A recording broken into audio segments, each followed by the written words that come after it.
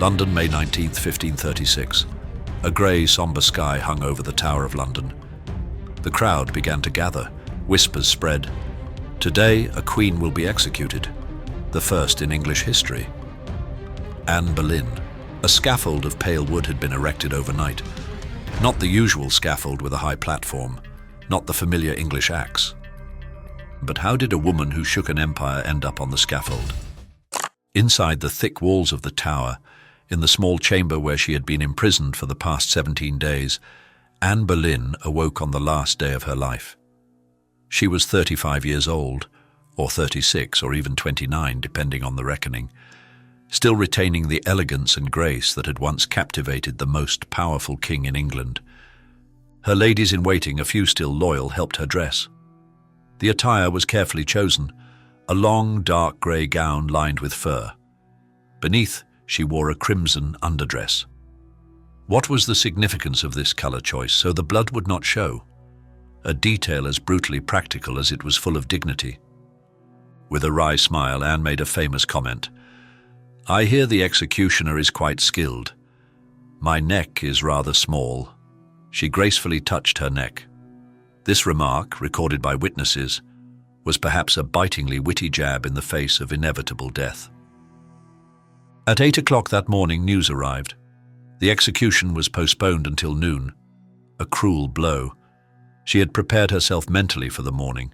Now came the agonizing hours of waiting. She spent the time in prayer. Witnesses reported that she received communion. During her prayers, she paused several times to say, "Lord, have mercy on me." She swore on the sacrament that she had never betrayed the king. "For the saving of my soul, I am innocent of the things I am accused of." She repeated this oath before William Kingston, the constable of the Tower. But how did Anne Boleyn come to this horrifying end? The daughter of Thomas Boleyn, an ambitious diplomat, and Elizabeth Howard, of noble lineage. Anne grew up partly at the sophisticated French court, where she absorbed Renaissance culture and elegance. She also spent time in the Netherlands and France as a lady-in-waiting. These courts were filled with intelligent, educated women, which undoubtedly shaped her. Upon returning to England around 1522, Anne was not considered a remarkable beauty by the standards of the time. Dark complexion, black hair, dark eyes, different from the Renaissance ideal of fair skin and blonde hair. The Venetian diplomat Francesco Sanuto described her as not one of the handsomest women in the world. She is of middling stature, swarthy complexion, long neck, wide mouth, a bosom not much raised, and eyes which are black and beautiful. However, she possessed something far more valuable: sharp intelligence, knowledge of languages and the arts, and a captivating presence that drew people to her. The French poet Lancelot de Carle called her beautiful with an elegant figure. Rumors that she had a deformed finger or a large mole on her face were completely false. They were propaganda created long after her death. Henry VIII, married for years to Catherine of Aragon but without the desired male heir, set his sights on Anne. But Anne refused to follow the path of her sister, Mary Boleyn, who had been the king's mistress. She told Henry, "I will not be your mistress. If you wish to have me, you must give me a crown." A reckless gamble, but one that changed English history forever. For 7 years, from 1526 to 1533, Henry pursued Anne with an obsession that transformed the kingdom. To marry her, he broke with the Catholic Church, declaring himself the head of a new Church of England. Parliament, with the Act of Supremacy in 1534, crowned Henry as the head of the Church of England. Rome was out, monasteries were looted, dissenters persecuted, and a new era of reforms began. Anne was not just a seductress or a pawn, she was a catalyst. In her pursuit of the crown, she helped forge a new kind of monarchy, one where the king did not kneel to Rome, but ruled with unchecked spiritual and political might. Anne became queen in January 1533. Her reign lasted just 3 short years. As queen, Anne had a profound impact. She promoted religious reform, patronized scholars, and allowed the circulation of English Bible translations which were then forbidden. To her admirers, she was a visionary. To her enemies, and they were numerous, she was a manipulator and a heretic.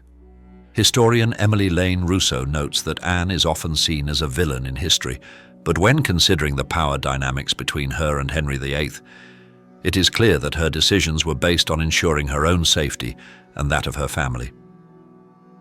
But where did Anne's downfall begin? The failure to produce a son. After giving birth to Elizabeth in September 1533, Anne became pregnant again in 1534, but miscarried. A third pregnancy in 1535 also ended in miscarriage, this time a male fetus. For a king obsessed with a male heir to secure the throne after his death, these failures were unforgivable. As Henry's affection cooled, Anne's enemies grew stronger, particularly Thomas Cromwell, the king's chief minister. Many scholars believe that Cromwell orchestrated the charges against Anne. In April 1536, the plot to remove Anne accelerated. Cromwell engineered an investigation into the Queen's alleged misconduct. On May 2, 1536, Anne was arrested and taken to the Tower of London. Chapter 4. Appearance and Portraits of Anne Boleyn. Unfortunately for Anne, due to being executed as a disgraced queen, her image was largely erased in England. Her portraits were painted over or destroyed. What remains is mainly through portraits painted after her death, possibly copies of lost originals. But there is a single accepted contemporary image, a portrait medal, known as the Most Happy Medal. It was struck during her lifetime, likely commemorating her second pregnancy and the anticipated birth of a son. Artist Lucy Churchill has made a reconstruction of this medal. Remains believed to be Anne's were excavated in 1876 during renovations at the Chapel of St. Peter ad Vincula. This female skeleton had a delicate bone structure and a small skull. It fit the description of a woman aged around 25 to 30 of slender build, with a small lower jaw and notably small vertebrae, supporting the story of her having a small neck. Her height was about 5 feet to 5 feet 3 inches. And of course there was no extra finger as rumoured. However, it is possible that the remains were not solely Anne's, but could also belong to Lady Rochford or even Queen Catherine Howard, two women hastily buried nearby. Some portraits claimed to be of Anne Boleyn remain controversial regarding their authenticity. Nevertheless, facial recognition software matched the Nidhall portrait to the Most Happy Medal. Anne's trial took place on May 15, 1536. It was a legal farce. Anne had no right to counsel or to confront witnesses. The jury consisted almost entirely of her political enemies. The charges were serious but preposterous: adultery with 5 men, including her own brother George Boleyn, plotting against the king's life, and treason. Almost all modern scholars agree that these accusations were false. Despite being cornered, Anne defended herself with astonishing eloquence. A witness described her as answering all things discreetly and wisely, so that she seemed not a woman, but rather an angel. But it was all in vain. The verdict was predetermined before the trial began. She was found guilty. The original sentence was death by burning, the traditional penalty for female treason. However, Henry commuted the sentence. He spared her the burning and changed it to beheading. Furthermore, instead of using the English axe, he ordered a specialist summoned from France. The French executioner was an expert with a sword, promising a swift and relatively painless death. This decision may have been a final act of mercy, or perhaps simply concern about international opinion. Back to the morning of May 19th, 1536. At noon sharp, the drums rolled. Anne Boleyn bid farewell to her ladies-in-waiting, giving each a small gift as a keepsake: a prayer book, a handkerchief, a piece of jewelry. "Remember me and my end?" she asked them before stepping out. She was accompanied by 2 ladies-in-waiting. The walk to the scaffold. She walked from the Queen's house with the dignity that had always been her hallmark. The crowd gathered to witness was smaller than expected, about 1,000 people. The atmosphere was strange, almost respectful. Most of those present removed their hats as Anne appeared in her grey and crimson attire. On the scaffold, Anne was permitted to speak. Her words were carefully chosen. According to the accounts of John Fox and Edward Hall, she said, "Good Christian people, I am come hither to die, for according to the law and by the law I am judged to die, and therefore I will speak nothing against it. I am come hither to accuse no man, nor to speak anything of that whereof I am accused and condemned to die. But I pray God save the king, and send him long to reign over you, for a gentler or more merciful prince was there never. And to me he was always a good, gentle and sovereign lord. And if any person will meddle of my cause, I require them to judge the best. And thus I take my leave of the world and of you all, and I heartily desire you all to pray for me. O Lord, have mercy on me. To God I commit my soul." These words reveal an extraordinary woman. Despite facing unjust death, Anne did not proclaim innocence or attack her enemies. It was a masterful political move. By presenting herself as a loyal subject to the end, she preserved the dignity of the crown and indirectly protected the future of her daughter, Elizabeth. She subtly implied her innocence in her request for anyone who might meddle of my cause to judge the best. After the speech, Anne removed her gown and headdress cap, handing them to her ladies. One of her last gestures was giving a purse of gold coins to the executioner, payment for a job well done. She knelt on the scaffold. Note, there was no block to rest her head on. Beheading by sword required the condemned person to kneel upright. One of her ladies tied a blindfold over her eyes. The ladies then withdrew, some in tears, and continued to mouth prayers. "Jesus, receive my soul.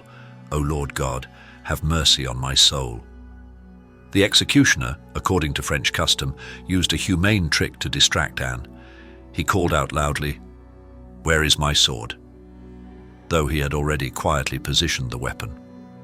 As Anne slightly turned her head towards the voice, the executioner struck with brutal precision. The sword sliced through the slender neck, severing the head from the body with a single stroke. There was a moment of silence, followed by a collective sigh from the crowd. The executioner picked up the head by the hair and held it aloft, proclaiming, "So perish all the king's enemies." But instead of the customary cheers of approval, an uncomfortable murmur spread through those present. At that very moment, cannons roared throughout the tower, echoing across the River Thames. It was the signal to Henry VIII, waiting at Whitehall Palace, that he was free to remarry. The very next day, he formally betrothed himself to Jane Seymour. 10 days later, they were married. Anne's body was gathered by her ladies. There was no proper coffin for the former queen. The guards improvised, finding an empty arrow chest, which was taken to the chapel of St. Peter ad Vincula, inside the tower. She was hastily buried beneath the stone floor without a tombstone or marker in an unmarked grave. Henry VIII ordered all portraits of Anne destroyed, her symbols removed from palaces, and her name erased from official records. This damnatio memoriae was so effective that today, no authenticated contemporary portrait of Anne Boleyn exists. However, if Henry meant to completely erase Anne's influence, he failed spectacularly. 23 years after the execution, her daughter, Elizabeth, ascended the English throne. Elizabeth H0rribIe would reign for 45 years in a period considered a golden age. The daughter surpassed the father in almost every way, and her greatest legacy was the stability Henry had so desperately craved. Elizabeth built her successful reign upon the ashes of her mother's sacrifice. Today, her burial site is clearly marked on the marble floor. Anne's execution site is also marked by a simple glass plate on the Tower Green. Every year, on the anniversary of her death, roses are laid there by admirers. For many, Anne Boleyn is not just a tragic figure, but also a symbol of historical injustice and the price powerful, unconventional women often pay.